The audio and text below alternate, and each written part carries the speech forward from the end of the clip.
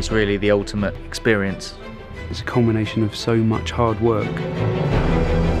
It's that attention to detail which really makes such a big difference. The drama, the tactics, the excitement, the strategy, we really have got to the heart of the sport.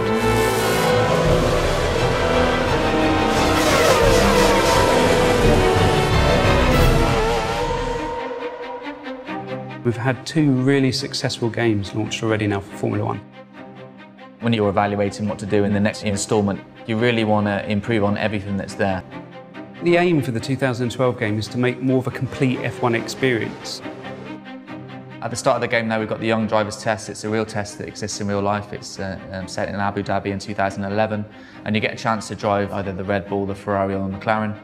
It really gives those up-and-coming drivers track time to really kind of showcase their talents, and it's wonderful that we're able to copy the elements that happen on those real young driver test sessions in the Formula 1 2012 game.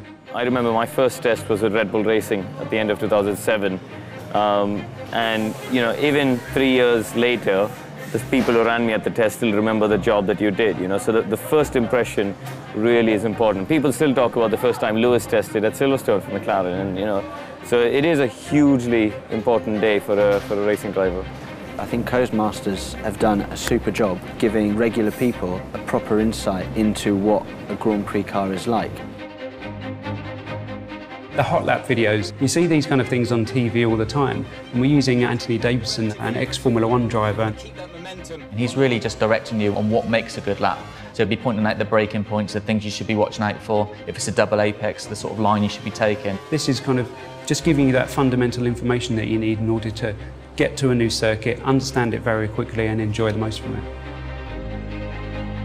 Formula 1 games are very fast, always have been in the past, but what we've tried to do is enable the player to drive consistently. And we've put a lot of time into working on the pad to help the player control the car at speed. We're not all Fernando Alonso's of this world, we make mistakes. So rather than just hitting the pause menu and restarting the race, you've got the ability to be able to rewind time and just get to a point before the incident and just try it again.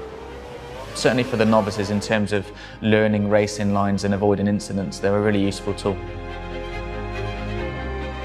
The thing that differentiates Formula 1 from all other motorsports is the strategy element.